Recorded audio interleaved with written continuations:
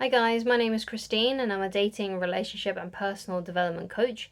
And today I'm talking about what to do if you have no shared interests. So, shared interests is quite important. Like, it is an important thing that you have things in common.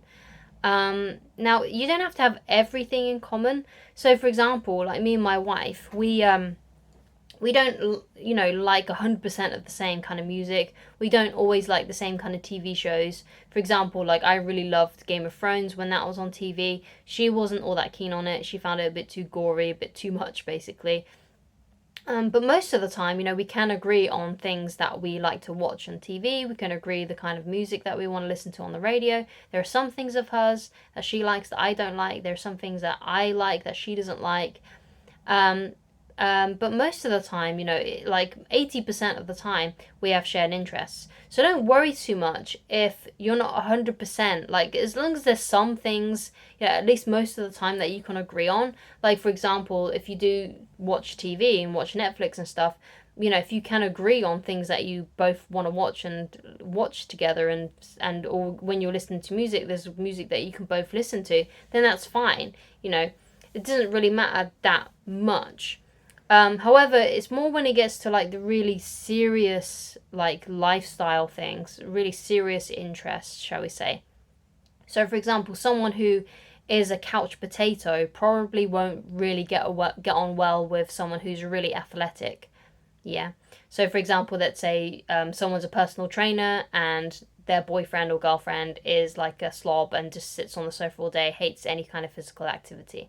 Now, obviously, there's like a clash there. Like, those two aren't really going to work out, especially if that person really likes to stay up late and the other one is an early riser and likes to get up at 5 a.m. and go to the gym, stuff like that. I don't think those people can really stay together for that long unless it really doesn't matter that much to either of them.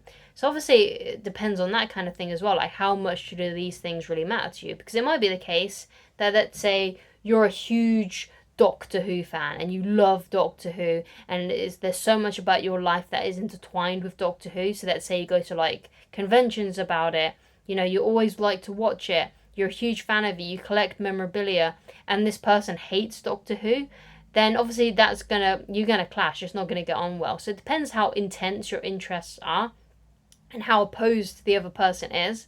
So, obviously, like, I really like Game of Thrones, but my wife doesn't like it. But I'm not someone who has like loads of memorabilia about it. I don't want to decorate my house like it looks like a Game of Thrones like shrine or anything like that. Like, I don't want to do that kind of thing. So obviously it doesn't matter then if I like Game of Thrones and she doesn't, because it isn't like a huge staple, a huge part of my life, like it's part of my identity or something, right? Because I know some people can really love something so much, like a TV show or like a band, and it just their whole life basically revolves around it. So obviously, it kind of depends on that kind of thing. So it depends basically how important your interests are that this other person clashes with, right? Um, there are obviously other things as well, like lifestyle choices. Like, obviously, you have to want those kinds of things. Like, if, for example, you don't want to have children, then you need to also be with someone who doesn't want children. Otherwise, one of you is going to get upset, right? Either one of you is going to get forced into having kids when you don't want to have kids, or the other one's not going to have kids and they're going to regret their life for not having kids, right? So that kind of thing is really, really important. Marriage is also another important thing, like if you want to get married or not. If marriage is really important to someone, because usually that kind of thing is kind of like a big deal breaker, like if you want to get married or not. So it's important then, if you figure out what kind of interests that you do have, and if the clash is too much, then obviously it's not going to work out. And you shouldn't really, because this is, I think, what goes wrong with a lot of relationships. You kind of like, you're attracted to each other, and you stay with each other because, like, you just think each other's hot, and you don't really pay that much attention to the personality. You don't really pay that much attention to the red flags. You don't really pay that much attention to the differences in lifestyle and interests and things like that.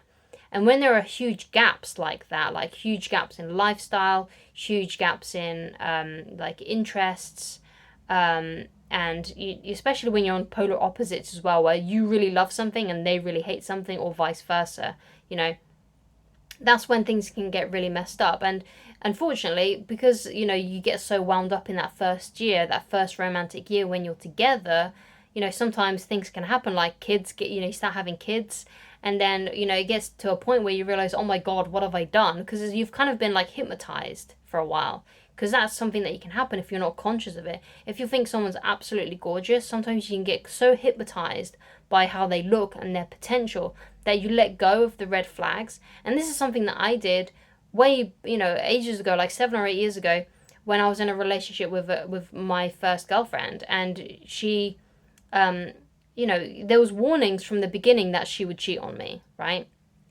And basically I ignored all those things because I thought she was hot. And I wanted to stay with her because I just wanted to be with her because I thought, oh yeah, she's really cute. And she was my first girlfriend. I had those kind of like, and basically I just looked at everything with rosy colored glasses and was just completely working on autopilot, basically. And that was it, basically. I made the complete wrong choice of being with that person, and I wasted a whole year of my life with someone who was completely wrong for me just because I got so wound up in how I felt and had the attraction and all this kind of rubbish stuff that doesn't actually mean that much long term.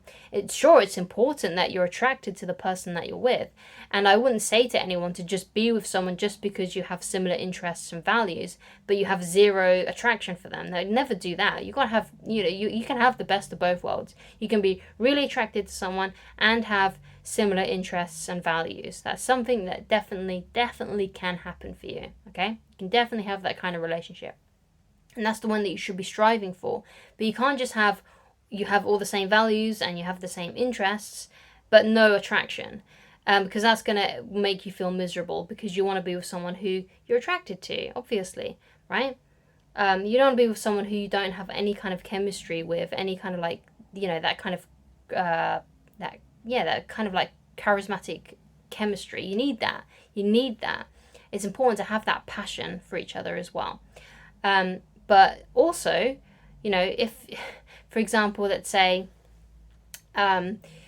you get on, you have that attraction for each other, you have that chemistry, you have that passion, but you have nothing in common, basically, which is basically what usually happens with a first love, I think, because that's definitely what happened with me. There was passion and all that kind of stuff, very kind of like very shallow reasons for being in that relationship, but there was no depth, basically.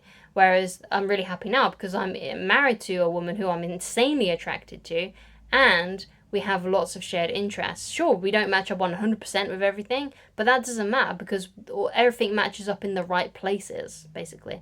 So like we both want the same things in life. When it comes to our favorite things, they're usually in sync, and that's why it works. That's why it's better, because we have that commonplace, right?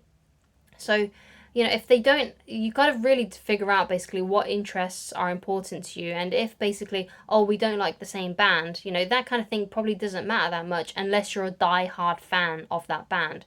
So all these things, you really need to take into consideration. And if you realize that, hey, you know what, this is a deal breaker, this is something that's really important to me, and they hate it, or they're always kind of like belittling you about one of your favorite things, then you've got to say, hey, you know what, maybe this isn't right, because this thing is really important to me. And the fact that you're not even respecting the fact that it's important to me, then, this can't happen, basically. And you can't get caught up in how you feel about them. You can't get caught up in the way that they look. You can't get caught up in any of that kind of stuff. You've got to take your rosy colored glasses off and look at the situation properly, and be sensible about it, basically. You have to be sensible about it. But when I say sensible, I'm not saying that you should just be with someone boring, right? Of course, be with someone who you have a lot of passion towards, who you find insanely attractive. But you can also find someone who is like that, who has the same interests as you, at least the most important ones, right? And it may be the case if you've got a huge interest, especially if it's something linked up to like a TV show or a band or some kind of activity like basketball or some kind of sport or something. You could probably meet a future spouse at one of those kinds of events, like if you go to an event surrounded by your interest, because then you're more likely to actually find someone who loves the same thing that you do. And and you've also got the good icebreaker, because you can talk about the thing that you're passionate about.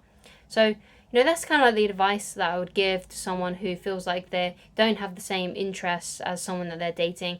You don't have to stick it out with them because perhaps maybe this is the first date you've had in a while or something like that. You can have it the way that you want it. You can have someone who you're insanely attracted to and have similar interests with as well.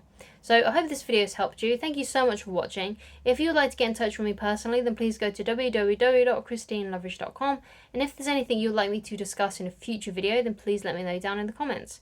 Thank you so much for watching, and I shall talk to you again very soon. Goodbye, guys.